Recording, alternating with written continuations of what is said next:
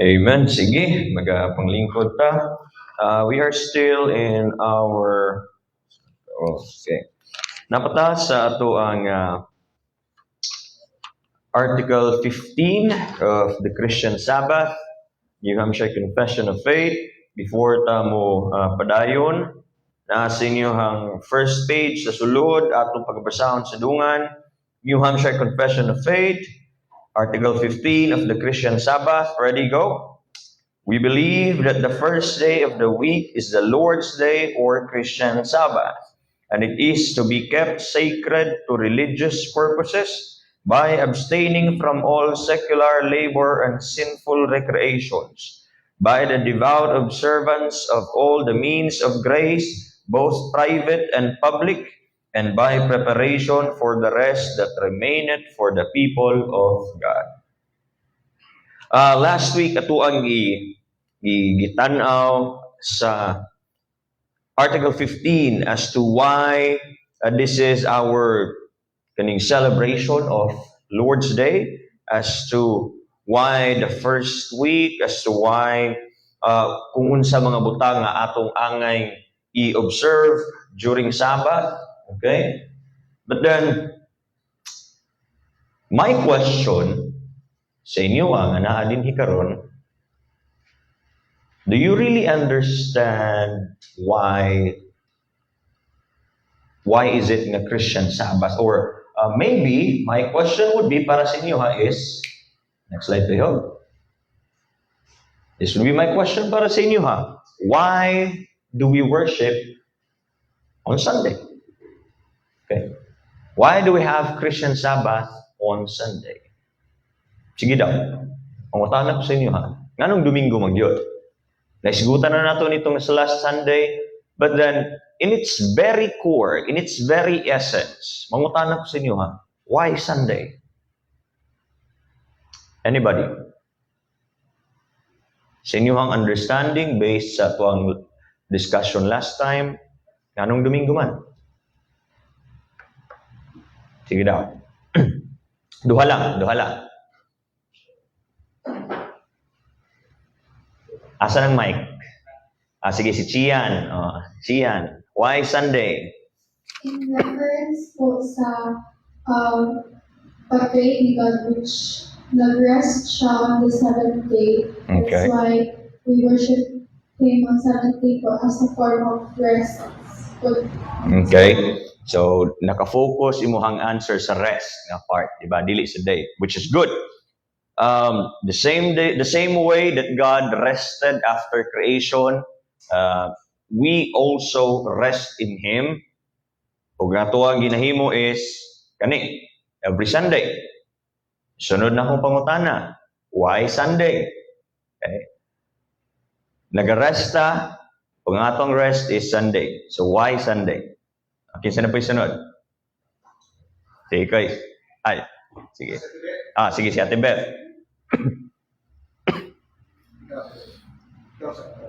Sa ako lang pa ako nauna, kasi napanya na ako dito, hindi ako nakararo kayo. Nag-mention the first day, ang mag-worship. Tapos may 7th day, this is the Sabbath day. So, first and 7th days, 7th day, ang ginag-worship eh. Ang sinasabi sa Bible, first day of the week. Tapos ang Sabbath, rest day. The first to Sabado, ay gasto na ito. Sa ako, alam ko, unang pastoran, hindi na una. O sa ako yung nano kay worship na po sa Sunday, doon man nabuhay si Jesus Christ sa pagkamatay ni Jesus Christ after 3 days. Okay. So the reason why we rest on Sunday is because that's the day nga na-resurrect si Christ. Okay? Now, pangutana, kung sa may relationship sa resurrection ni Christ o sa rest day. Balik ta sa answer ni Chian, that is our rest. And ang rason nga nung mo rest sa Sunday is because diha ang resurrection ni Christ. Now, ang pangutana na po na sunod, unsay connection sa resurrection ni Christ ug sa rest nato. Sige, dito ra ko kutob. Duha naman ako ang ingon ganina. Duha naman to. Sige mo, padayon ta. Now, safe mo, safe. Sa Old Testament, naay tulo ka klase nga balaod. Okay? Dinhi sa tamuna, balik ta sa Old Testament. Unsa to? There are 3 types of law actually. Upat siya, pero katong ikapat, pwede na siya i-absorb sa ikatulo. Okay? Now, what are the 3 types of laws in the Old Testament? Sige daw. Unsa to?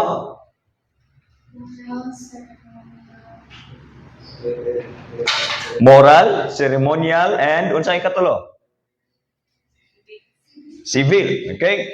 Now, we have 3 types of law sa Old Testament. Ang ikaapat would be dietary law, which is maabsorb na siya under sa ceremonial law. Pastor, unsa may kalabutan sa kaning types of law sa Old Testament ngadto sa rest? Tanaw nato na unya. Ang pangutana sa nato, unsa man ang moral law? Unsa man ang civil law? Unsa man ang ceremonial law? Tuwas ang sabton, unsa na siya nga klase nga mga balaod, okay? Ang moral law, these are the laws nga naga-reflect sa attribute sa Ginoo. Okay? Ang pinaka-main nga manifestation ani would be the 10 commandments. Okay? That's why na ay mga do not murder, do not steal. Okay? Kaya nga naman, it reflects the attributes or the nature of God. Mao na siya ang moral law. And because it reflects the nature and attributes of God, but ipasabot, this is perpetually binding. Sa ipasabot na pastor, hangtod sa hangtod matuman ni. Kinsa may mutuman ani, tanan. In a sense, ang moral law is a law, although given primarily dito kang Moses ug sa Israelites, but because naga-reflect siya sa nature ug attributes sa Ginoo, and this is perpetually binding, buti pasabot tanan kailangang musunod ani. Okay? Tungod kay ang creator man ang naghatag ani nga balaod, buti pasabot tanang creation subject ani. Klaro? Klaro? Okay. Now, lahi pod ang ceremonial law. Ang ceremonial law, mao niya mga balaod nga gihatag sa Dios sa Israel, okay? Because remember, going back sa Exodus, gitawag sa Dios ang Israel nga unsa ganito, mahimong iyang katawhan, okay? Mao tong pag-abot sa Mount Sinai, dito na ang formalization sa unsa nga covenant. Sa unsa nga covenant? Sa Mosaic Covenant. Okay? Dito na ang formalization nato. Buti pasabot, that was the place kung asa na-formalize ang covenant nga unsa. Israel is God's people and Yahweh is Israel's God. Okay? Now, ang isa sa gipangayo sa Dios or isa sa gihimo sa Dios sa Israel is ang pagtudlo sa ilaha, pagtudlo sa Israel sa mga pamaagi how to approach God. Okay? Because Israel was enslaved for 430 years, but ipasabot na panunod sa Israel ang mga pamaagi sa Ehiptohanon, so kinahanglang tudluan sila sa Dios sa kung unsay husto nga mga pamaagi sa pag-approach kang Yahweh. Okay? So, ang ceremonial law, mao to'y gihatag sa Dios. Unsa ganing ceremonial law, mao ni ang mga pamaagi sa pagdaig sa Dios or mainly the ways to approach God. Okay? Mao nang dinhi nato makita ang mga sin offering, peace offering, sa pa ba ang mga unsay suoton sa pari, unsay angay nimo himuon before ka moadto sa temple, unsay angay nimong ihalad, unsa ka daghan, unsay angay kung unsa ka kahugaw, tapos ingani imong himuon para ka malimpyo, kanus ka pwede mo sulod, kanus ka dili pwede mo sulod, sa mga Levites, unsay angay nga gupit, ingana. Okay? Kaya nga naman, these are the laws nga gihatag sa Ginoo sa Israel, and to be specific, sa mga Levites, okay? Sa mga pari, tanan ni siya ha, included ni ang Israel ani, pero naapoy ceremonial law nga nakafocus sa Levites. Okay? Mao na tong sa mga offering nga part. Kaya nga naman, this is how God wanted to be worshipped, how God wanted to be approached by Israel. Okay? Kung baga gilatag sa Ginoo, gusto mo mudul sa kuha, gusto mo mudayeg sa kuha, mao ni ang mga pamaagi. Klaro? Okay? Now, we also have civil law. Ang civil law, these are the laws or the rules of the land. Kumbaga, kung naay specific nga krimen nga nahimo, mao ni ang karampatang parusa. Okay? Now, ang pangutana sa tulo, asa man diha ang Sabbath? Is it moral law, ceremonial law, or civil law? Sige daw, kasi makatubag. Asa ng mic? Asa ng mic? Kasi sunod.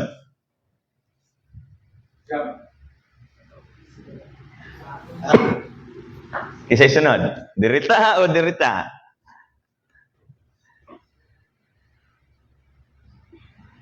Sige lang, tubagan lang ninyo kung ano sa may kuhan. Yan si Brother Junjun. Sana ni mo yan. Ha? Ceremonial law. Okay, ingon din ni ceremonial law. Kisay mo ingon nga moral law. Napay mo ingon moral law. Kisay mo ingon nga civil law. Wala. Okay, now, natay mga passage nga tan-awon karon. Okay, next slide palihog. Ang Sabbath is actually a combination of all of them. Ang Sabbath is a moral law, Sabbath is also ceremonial law, ug ang Sabbath is also civil law. Pastor, paunsa man na, tan-awon nato. Somebody please read Genesis chapter 2 verse 2 to 3 and then somebody prepare Exodus 20 verses 8 to 11. Sige daw.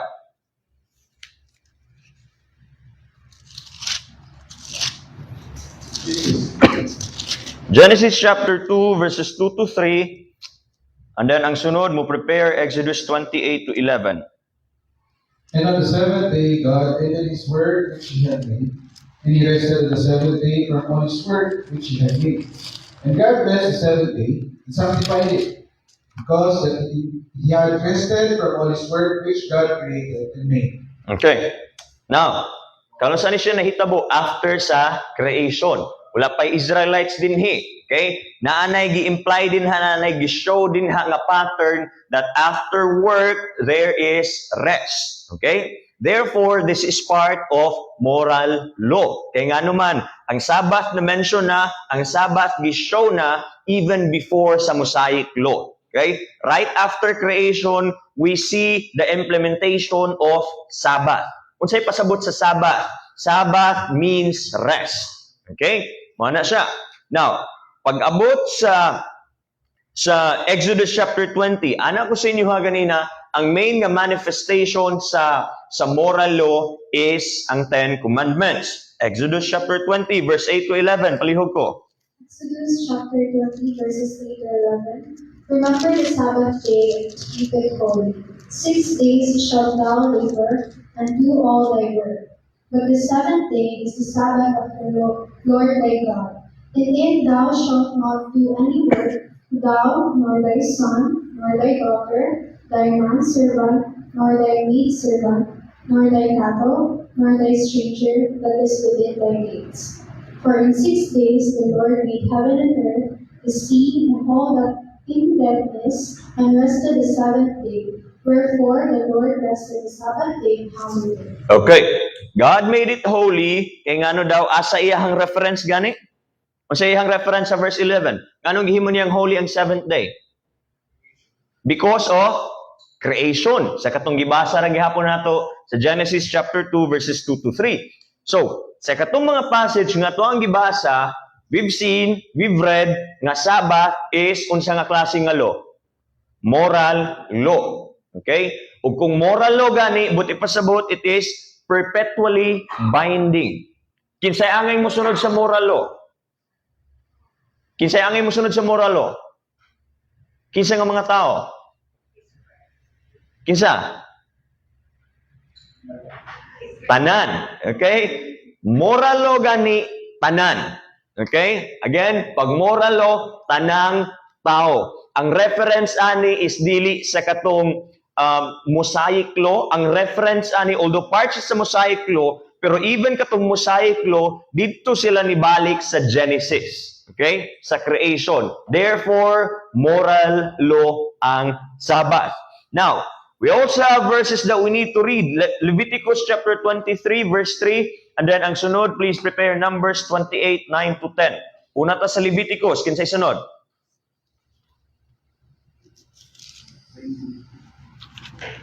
Leviticus chapter 23, verse 3. Leviticus 23, verse 3, 6 days shall work be done, but the seventh day is the Sabbath of rest. An holy convocation, ye shall do no work therein. It is the Sabbath of the Lord in all your dealings. Okay. Now, muatras ko gamay ha. Mubalik ko sa verse 2. Kung sa ingon din sa Ginoo, the Lord spake unto Moses saying, speak unto the children of Israel and say unto them, unsay gingon sa Dios, concerning the feasts of the Lord, which you shall proclaim to be holy convocations, even these are my feasts. Pag muhisgot tag feasts, asa na siya mabilong? Sa moral, sa ceremonial, or sa civil? Asa? Sa ceremonial. Kay ang feast, okay, tanang klase sa pista during this time is part of God's way nga iyahang gihatag sa Israel in order for them to approach Him properly. Okay? So, unsay gi-mention niya dinhi? Sa verse 3, nag-mention siya nga unsa, 6 days shall work be done, but the 7th day is the Sabbath of rest. Buti pasabot, ang Sabbath is another form of a feast. Okay? And if Sabbath is feast, ug ang feast is part of ceremonial law, therefore, Sabbath is also a ceremonial law. Klaro? Now, basahan na ito sunod, Numbers 28 verses 9 to 10. Numbers 28. Verse 9. Sa adlaw ipapahulay, kinahanglan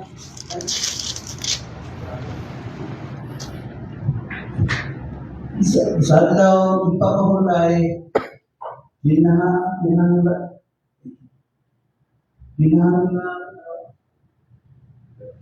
lain doon ka nating kanilo nga usa ka tuig ang kagulangon o walay tatsa ang iyang inyong ihalan. Paubalin ninyo kilit usa ka tantang sa labing maayong karina na binasag lana. Uban usab nini ang halad na limnon o kini ang ihalad sa matag adlaw ipapahulay gawa sa inadlaw halad na pagkaon o ilinon. Okay? Unsay gi-mention din ha? Naay gi-mention din ha nga Sabbath. Okay? And then, unsa daw ang himuon during sa Sabbath day? Naihatag ng mga halad.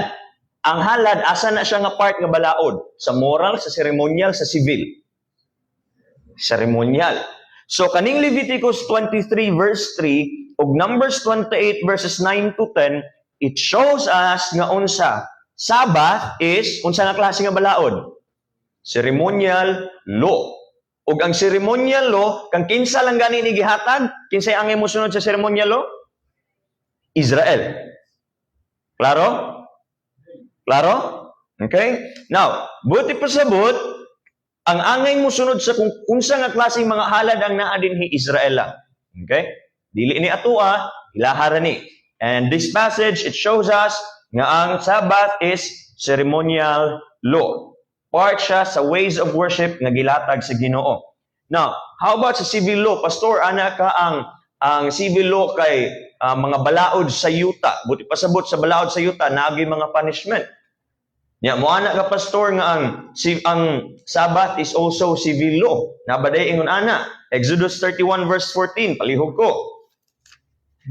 Exodus 31:14. Ye shall keep the Sabbath therefore, for it is holy unto you. Everyone that defileth it shall surely be put to death, For whosoever doeth any work therein, the soul shall be cut off from among his people. Kung sige mention din ha, si bisag kinsa nga mo trabaho during Sabbath, kung sa'y mahitabo. Kung sa'y mahitabo, matay. Diba? Naay punishment. And if naay punishment, buti pasabot, civil law na siya. Unsay klase nga balaod ang gisgutan dinhi? Sabbath gihapon. Now, Numbers chapter 15 verse 32 to 36. Taas ni. Numbers 15 verses 32 to 36.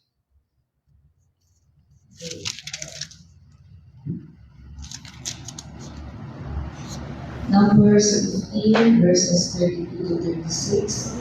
And while the children of Israel were in the wilderness, they found a man that gathered sticks upon the Sabbath day. And they that found him gathering sticks brought him unto Moses and Aaron, and unto all the congregation. And they put him in ward, because it was not declared what should be done to him. And the Lord said unto Moses, The man shall be surely put to death. All the congregation shall stone him with stones without the camp. And all the congregation brought him without the camp, and stoned him with stones, and he died as the Lord commanded Moses. Okay, kung siguro grabe extreme na pastor oy. Masay nahitabo during Sabbath day, nayo sa kalalaki. Adto dito sa lasangan, adto dito sa disyerto, kung sayang ipangkuha. Mga kahoy. Nangahoy ang taong si angkol. Now, if nangahoy ka during this time, dagag implications ana. Puti pasabot ana, either magluto ka, or magnegosyo ka, or naglikay ka o kompetensya kay during this time dagag tao ga pangahoy pod if not Sabbath. So tanaw nimo, walay tao ron i-take advantage na kuni wala ko'y kalaban. Sige. Now, unsay nahitabo sa iya ha? Tungod kay trabaho man to, gi-consider man to as trabaho. Unsay nahitabo? He was punished. Diba? He was put to death by stoning. Now, if naay punishment, again, this is part of civil law. Sumubalik ko sa pangutana ganina. Unsa nga klase nga balaod ang Sabbath? Moral, ceremonial, or civil? All of the above. Okay?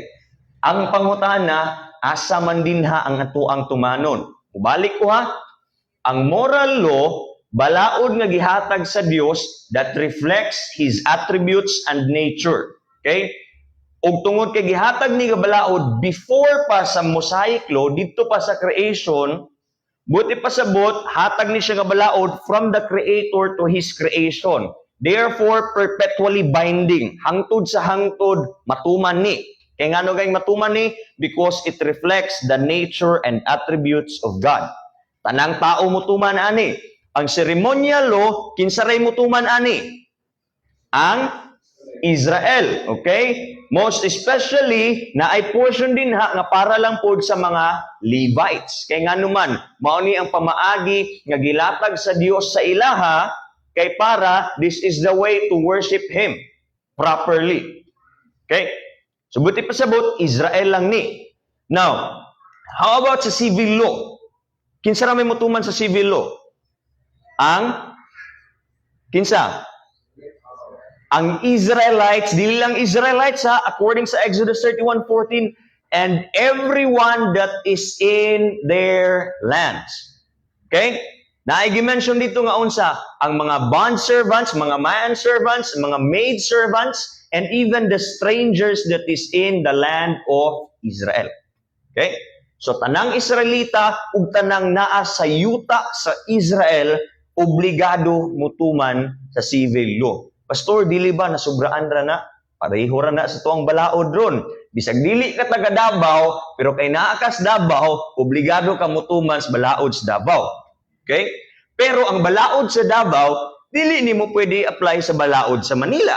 Ug ang balaod sa Manila, dili nimo pwede i-apply sa balaod sa Davao. Kung asa ka nga lugar, didto ka mutuman nga balaod. Subot ipasabot, kay dili man ni Israel, dili ta obligado mutuman sa balaod sa Israel. Klaro? Okay? So isip Kristohanon, asa lang man dinha ang kailangan natong tumanon?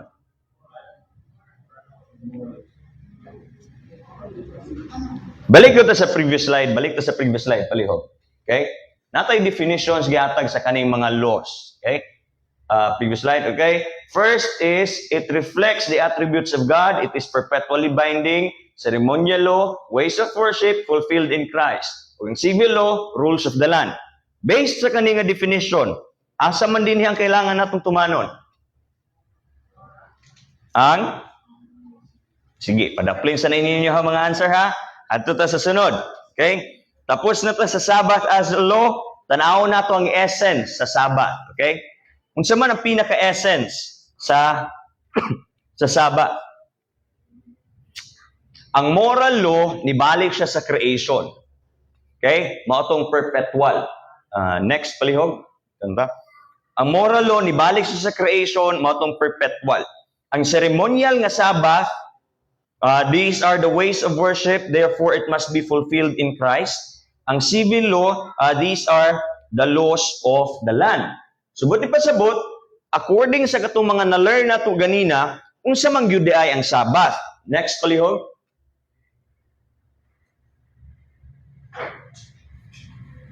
Next pagyod. Next pagyod. Next pagyod. Okay? So, according sa itong mga nahisgutan ganina, unsa man gyud ang Sabbath. Okay? First, according sa moral Sabbath, ang Dios ang nag-institute ani. Ang Dios ang nagmugna ani. Okay? Siya ang naghimo ani. And according po sa moral law o sa ceremonial law, Sabbath is a sacred time. Okay? And even ang civil law naghisgot that this is a sacred time, mautong if naay mosupak ani, that man was punished. Kaya nga naman, this is a sacred time. Buti pasabot, this is holy. Anything that is holy, imong supakon, na ay punishment dito sa Old Testament. And according sa all kinds of laws, okay, ceremonial, civil, and moral, Sabbath is rest from ordinary labor. Tanaw ha? Rest from ordinary labor. Katong tao ganina nga nagpunit og mga kahoy, that was ordinary labor.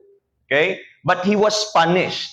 Kaya nga naman, iyang gisupak ang essence sa Sabbath. Unsa ang essence sa Sabbath? To rest from ordinary labor.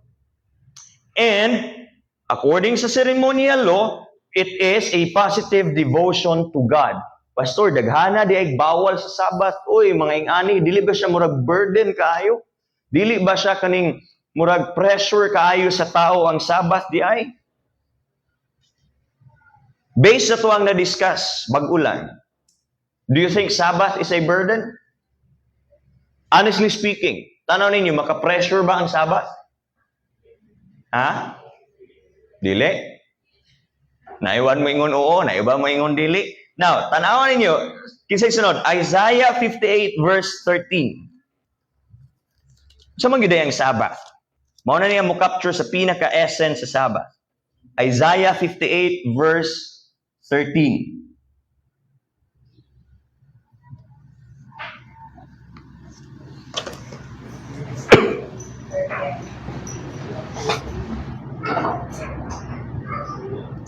Isaiah 58:13. Wilt thou turn away thy foot from the Sabbath, from doing thy pleasure of my holy day, and call the Sabbath a delight, the holy of the Lord, honorable, and shall honor him, not doing thine own ways, nor minding thine own pleasure, nor speaking thine own words. Isaiah 58:13 captures the whole essence of Sabbath kay ngano man unsay gisgutan dinha sa Sabbath unsay himuon daw nato, we don't find our own ways, we don't find our own pleasure, we find it asa daw in things that are honorable, in things that are in him, okay, in things that are holy. And then napay gi-mention din ha, we need to call Sabbath unsa na word nga gigamit din ha. Call Sabbath delight. Buti pa sabot, we take pleasure in it. We find joy in it. We enjoy our communion with God, our devotion with God. It should not be a burden for us. Okay? Buti pa sabot, sa kaning Isaiah 58:13 ha, o kaning sa mga observations nato sa Sabbath, God institutes this. It is a sacred time, rest from ordinary labor, positive devotion to God. Buti pa sabot unsa. Unsay angay naton himon ana. And then ana ang Isaiah 58:13, we need to call it a delight. To worship Him, to glorify Him, to honor Him unsa pagyud. Sige daw, practical nga mga ano. Especially sa number 3, rest from ordinary labor. Buti pa sabot, when we are in our Sabbath, when we are in our rest, and then we rest from ordinary labor, it should not be a burden for us. Nga unsa, ay murag, sayang man ako ang panginabuhi karon, may pag nagtrabaho ko. It should not put pressure sa tuwa. Nga, ay, unsa kay kauno nila. Nga naman, we need to find delight in Sabbath. Dapat, we should be able to rest from our labor. Dili kay ma-pressure ta nga, dapat naghago ko ron, dapat nagtrabaho ko ron. Okay. Unsa pa gyud? This is a sacred time. As much as gusto nato mag-enjoy. Okay. As much as gusto nato kaning sagisgot nga dihi to do our own ways, to find our own pleasure. Our pleasure must be unsa? In God, in things that are holy, okay? In things that honors Him. Pastor, pasabot din ako pwede mula gani. Pastor, pasabot wa na gyud ko ilaing mo sa simbahan na gyud. Dili. Okay? Mubalik ko ta sa tuang article. Na i-mention dito. Tanaw ha? By the devout observance of all the means of grace, asa daw ang observance sa means of grace? Both private and public. Regardless, ikaw lang isa sa inyong balay, naa ka sa simbahan, naa ka sa gawas, the essence of Sabbath should be practiced. Nasabtan? Okay? Dili siya ingon nga, ikulong na to ato ang kaugalingon sa simbahan. Okay? Kung dili unsa, we find honor in we honor God. We find pleasure in Him. We glorify Him and we rest in Him. Okay? Even if asa pa ka. Okay? Now, since nakuha naman nato ang essence sa Sabbath, nakuha na nato ang connection sa law, mo-proceed sa sunod nato nga issue. Okay? We've heard people nga nagatudlo gyud nga Sabbath should be observed in the 7th day, which is kato sila mga 7th-day Adventists. So, the question is, nganong mali man ang observance sa 7th day? Next slide palihog. Dinhi ta matapos. Ana ko sa inyo ganina, ang Old Testament, ang capture ani is sa Mosaic Covenant. Okay? The laws nga gihatag sa Dios ngadto kang Moses, of course for the Israelites, but through kang Moses. Ug ang Mosaic Covenant, since dinhi nagatuyok ang Old Testament, mainly unsay makita nato dinha how they worked. Wait lang, tarungan nato ning construct. Makita nato ang dili siya work, kundi ang ilahang ang ilahang effort, okay? To observe all the things ug sa ilahang pag-exert sa effort or sa works, nawala ang essence. Okay? Ug tungod kay nawala ang essence, therefore, naabot ta sa New Testament. Kung sa Old Testament, dito nagtuyok sa Sabbath or sa Mosaic Covenant, sa New Testament, dito ta nagtuyok sa asa? Sa resurrection of Christ. Okay? Kay, even if na ang death ni Christ, if wala ang resurrection, pakyas ni tanan. Okay? Even if magsimba ta, pero wala na resurrect si Christ, pakyas gapon ni tanan. Therefore, nagtuyok ta sa resurrection of Christ. Now, Colossians chapter 2, verse 16 to 17, unsa ingon din ha? Colossians chapter 2, verse 16 to 17.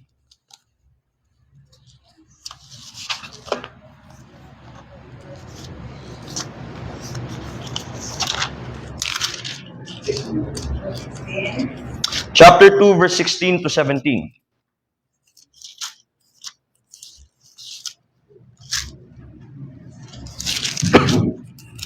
Colossians chapter 2, verses 16 and 17. Let no man therefore judge you in meat or in drink or in respect of the holy day, or on the new moon or on the Sabbath days, which are the shadow of things to come, but the body is of Christ. Okay. Now, kanang sa verse 16, na i-mention din ha, meat, drink, holy day, new moon, or Sabbath days. Kanin siya tanan, pag mubalik ka sa Old Testament, these are the events nga gi-mention under sa ceremonial law. Okay? But then, pag abot sa verse 17, unsay giingon, lakad nga pagkastorya, katong ceremonial law sa verse 16, according sa verse 17, unsa lang daw, which are a shadow of things to come. Buti pa sabot, this is not the core meaning, the core essence of what it means yun. This is simply pointing to what is coming. Unsay pasabot gyud daw ani. This is unsa as ang fulfillment in Christ, the body of Christ. Okay? Buti pa sabot, ceremonially Christ fulfilled everything sa Sabbath. Okay? Sa civil nga sense, wala na tayo part ani kay nganuman, dili man niyuta sa Israel. Okay? How about sa moral law? We ought to observe Sabbath kay nganuman, that's our way of honoring God. Now, Pastor, dito tayo balik sa pangutana ganina, nganong Sunday man gyud? Mark chapter 2, verse 27 to 28, unsa ingon?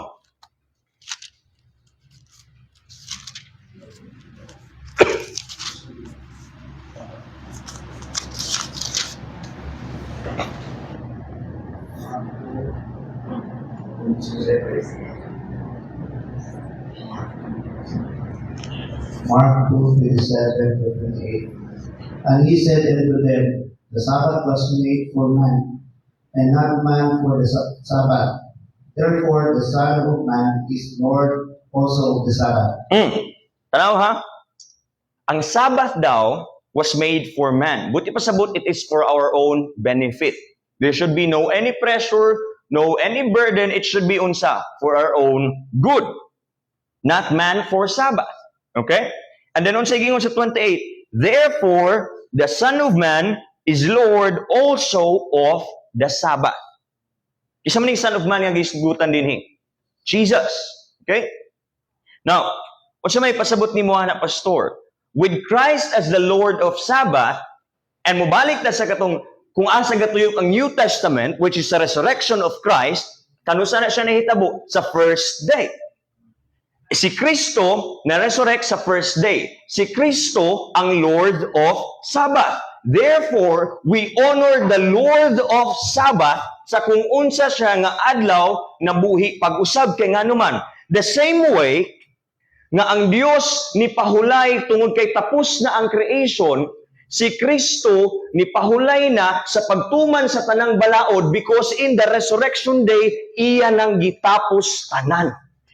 Therefore, it is our rest day because this is the fulfillment sa pagsunod sa balaod. The same way nga ang rest day sa Genesis is the fulfillment sa katapusan sa creation.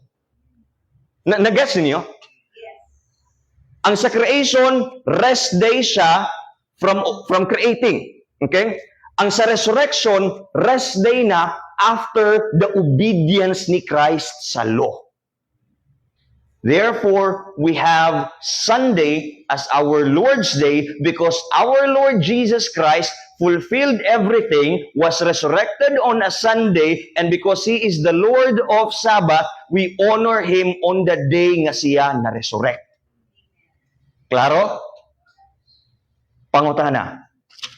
Di na tagutob, questions, concerns, clarifications. Pastor, tama yung sinabi ko kanina na because of the following Jesus Christ. Christ niya. Yes, Ate Beth. Diba? Yes. Nganong gidugangan nato itong question kanina is because gitanaw nato, sige, na nabanhaw lagi si Kristo sa Domingo. Pero unsay connection niya sa Sabbath? Okay? Mo ato atong gi-build. unsay connection sa resurrection o sa Sabbath? Because He is the Lord of the Sabbath, o dito sa Resurrection Day, dito niya na-fulfill na gyud tanan, therefore, diha nato siya gina-honor on a Sunday. Okay? Kinsa pa? Last, wala na? Anay question diri ko is Brother Migs.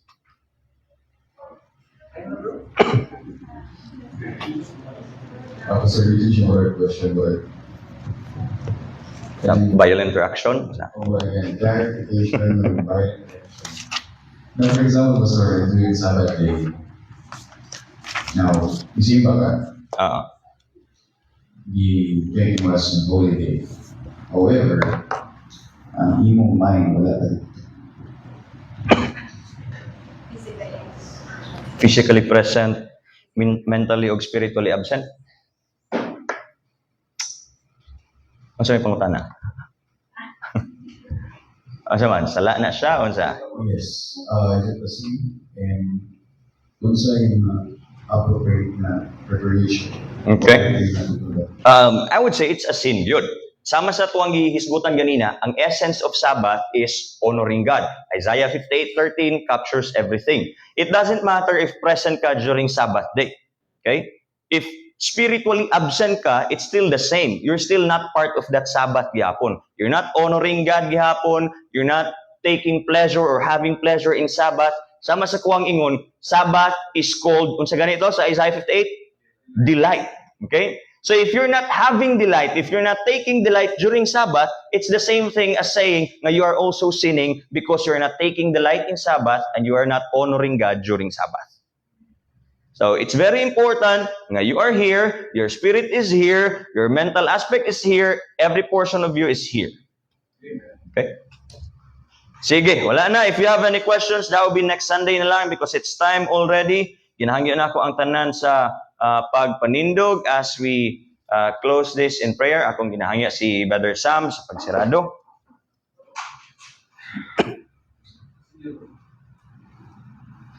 Amahan nga langit nun, Diyos na walay katapusan. Salamat kayo Ginoo sa imo pulong amo ang tulhan ini tapna. Amahan nga langit nun, salamat sa imong pagpadayan. Sakto kayo sa matagusan na namo. Magtungod sa Sabbath day. Lord, nag-aampo ako, ikaw ngayon mo yung mag-aluna ninis, sa namo, kasi una-una namo. Ining tanan, amo Diyon nga magamit kini sa amo ang matagusan kapag pinag mahal nga langit doon, balik kami, isan pa sa mga pagpadayon karon sa among kalimbawon, diya kayo. Ining tanan, kung isan ni Nabi sa ngalan ni Jesus. Amen. Amen. Okay. Pray.